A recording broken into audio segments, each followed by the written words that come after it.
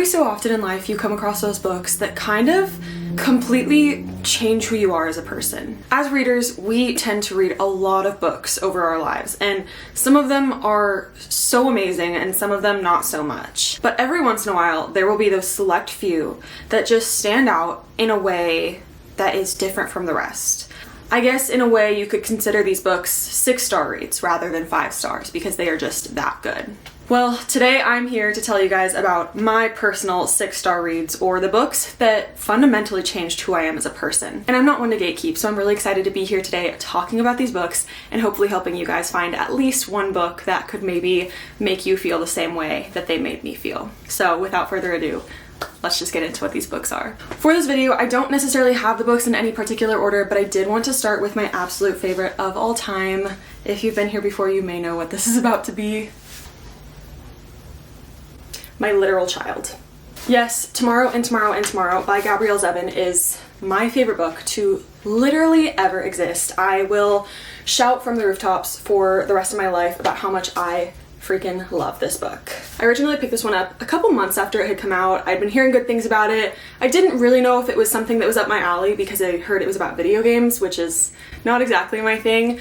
But I thought the cover was cool enough that I figured I'd give it a try, and as you can tell, I ended up really resonating with the story because I have multiple copies and they are my everything. I think what really spoke to me about this book is it's not just a book about gaming, it's a book about friendship over multiple decades of life. It's about the ups and downs of relationships through time and how things can happen, life can be crazy, but you can still find each other and connect on a deep level and find that person in life who is meant to be yours, but not romantically. Because this is not a love story in a romantic way, but it is in finding your platonic soulmate way. And I just think that's so beautiful. And I think everything about this story is fantastic. I love the characters, I love the setting, I love that it spans so much time, and there's nothing about this book that I don't adore, which is why I give it to people as gifts whenever I can, which is why I bring it up in conversation whenever I can.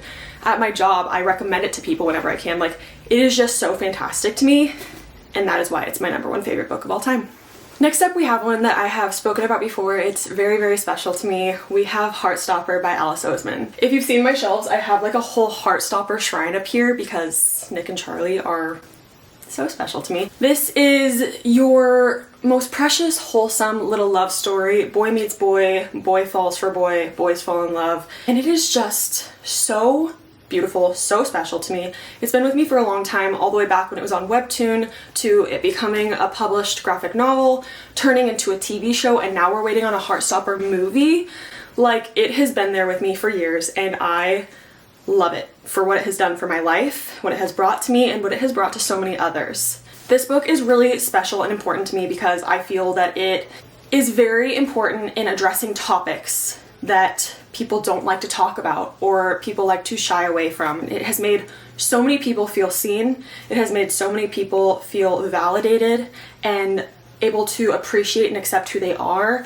This book is a lifesaver for some people, if we're gonna be so real. I just love this book so much. It touches my heart in such a way that I can't even really fully describe. I'll never stop reading it. I do multiple rereads a year, and I think you should go read it if you haven't. It takes like 30 minutes, and I promise you won't regret it.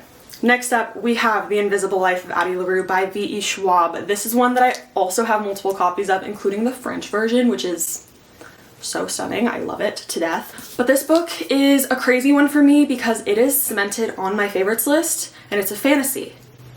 And I don't like fantasy, but I love this book. This is a really fun concept. Essentially, it's this girl who makes a deal with the devil to live forever, but here's the catch. Nobody will ever remember her.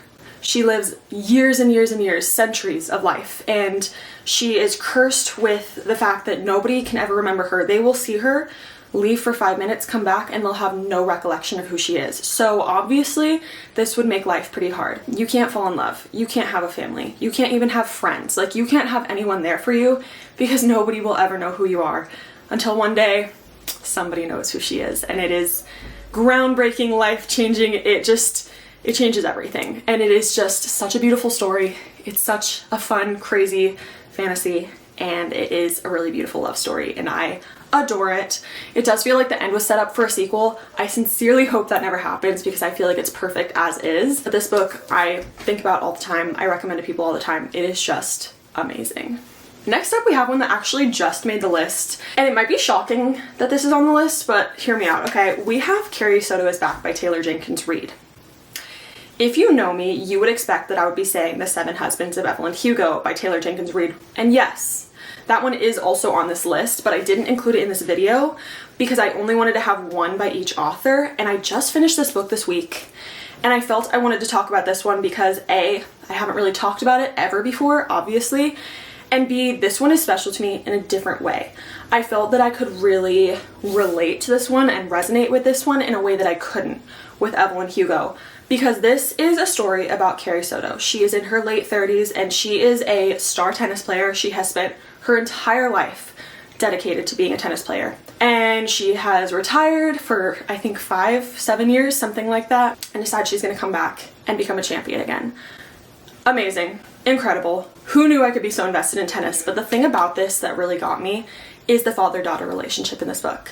I feel like I'm always looking for a book that has a good father-daughter relationship, and I don't come across them very often, but this one was such a beautiful depiction of one. Carrie and her father, their relationship is just so beautiful. I was reading it just genuinely like feeling so warm and cozy. It made me think a lot of my dad, which was really special to me, and it just pulled my heartstrings in a way that no other book does because of that, because I'm really close with my dad. He is my best friend. So reading a book about a girl whose best friend is also her father, it just kind of really connected for me. So that's why this one is on the list. Absolutely go read it. It is freaking fantastic. Next up, we have one that will be on this list forever, and it's kind of a surprising one. We have 11/22/63 by Stephen King. Now you may look at this and say, hold on Zoe, that's a brick. It is a brick. You would not be wrong. It is over 800 pages, but it does not read that way. This book reads so quickly. It's one of those books where you pick it up, cannot put it down, flip through the pages so quickly you wouldn't even believe it. And I'm not even a fast reader. I would say I'm an average reader, but I still flew through this. And it's also somehow all sorts of things that I don't necessarily reach for, but I still fell in love with it. It is historical fiction. It is horror / suspense thriller. I eat that up, but it's historical fiction, which I don't always reach for. It has romance in it, which at the time when I read it, I did not reach for. It is just such an insane story. It is about this man who finds a time machine that goes back to the assassination of JFK, and he has to go back and stop it. And along the way, he kind of changes the entire future, because you change an action from the past, it's gonna change the future. So pretty crazy. The love story in it is so beautiful, and I will tell people to read this forever. I think it's so amazing. Even if you don't like Stephen King, this is not very Stephen King-esque. It's so worth the read. Next up, we have one by my king, John Green. We have The Anthropocene Reviewed. This is essentially a collection of essays on humanity. It's just essays on random topics that John Green chose to write about, and he rates the topics, things as silly as Dr. Pepper or the teddy bear, and you learn so much information and facts that you wouldn't have ever thought to learn otherwise, but he makes it so enjoyable and so fun. And honestly, I could listen to John Green talk about anything forever. So I ate this book up, and I still think about it years after reading it. I tabbed it like crazy. There is a passage in the very beginning that I go back to and read often, and I make other people read because I think it's so beautiful, and it's just about living your life and being appreciative of it. And I just love this book, clearly. So the next one we have is one that kind of started it all for me. I've been a reader my whole life, but this one really changed things. We have Catching Fire by Suzanne Collins. Is this a sequel? Yes. Is this one that almost everyone has read? Yes. Do I care? No, because I will continue to talk about it forever. It is that amazing. I love Katniss. I love Peeta. You meet Finnick in here. You meet Joanna. You have the best arena ever. You have the Quarter Quell where stakes are so high. You have the rebellion starting. This book is incredible. It's fantastic. And I think that it should never be forgotten. I think that it should become a classic someday. I'm sure The Hunger Games essentially is already a modern classic, but Catching Fire is where it's at.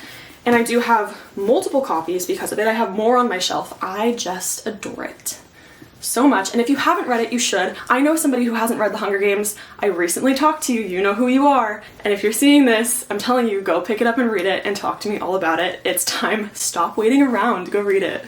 Next up, we have my love, Practice Makes Perfect by Sarah Adams. I'm sure you've heard me shout about this book before. I don't shut up about it. Same as Tomorrow and Tomorrow and Tomorrow, same as Addie LaRue, etc. I love Sarah Adams to death. She is my favorite author. She makes me so happy, feel so warm and cozy. But the thing about this book, it's not just a cute romance for me. I got it as an ARC, and I remember being one of the first people that I knew to read it. And immediately I knew it was gonna be special when I read the dedication. It felt like it was meant for me.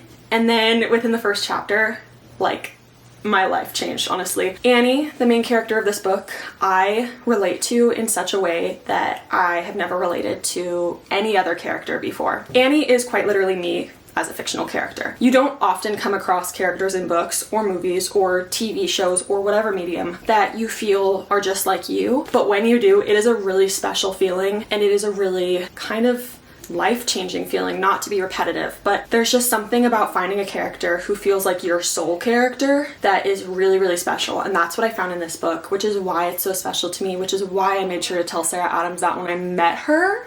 Insane still. I just find that Annie is me. I am Annie. It talked about things that I thought nobody else felt, and I just felt so seen and so accepted. And I hope somebody else could read this and feel the same way, or read any of these and feel the same way. It's just an incredible feeling. Next up, we have The 7-Year Slip by Ashley Poston. This is just so great. It is a romance, but it's also a book about grief and loss and coming to terms with losing someone you really love in a really beautiful way. It's also like so perfect for fall. I feel it takes place in New York City, which I love. And I don't really have as much to say about this one other than that it just cemented itself as a favorite for me because of the way it made me feel. It made me feel so warm and so happy and so safe, which I feel that is very important when I'm reading a book. And despite it being about a sad topic like death, it just made me feel something different. And I think about it all the time. And finally, I had two left, but I'm gonna just choose one of them. We have Little Women by Louisa May Alcott. This one is a classic, and I am not a huge classic fan, but this one is different. I picked it up to read in December at Christmas time a couple years ago, and it just changed things for me. I felt that it was still really easy to understand and really enjoyable. I feel like everybody's like, are you a Meg, Amy, Beth, or Jo girl? Nah girl, I'm all of them. I'm all of them in different ways, and I love that I can relate to all of them. I just love this book so much. I feel like it's just such a beautiful way of showing sisterhood and family and love, and it's just such a great classic. Louisa May Alcott paved a path here. Obviously, the Greta Gerwig adaptation in 2019 was fantastic. It has Timothée Chalamet and Saoirse Ronan and Emma Watson, etc. It's just a great one. Oh, also Florence Pugh, hello. It's a great one. But if you've seen the movie, I still recommend reading the book if you haven't, because it adds to it in such a way that you will feel it was worth it. I love this book.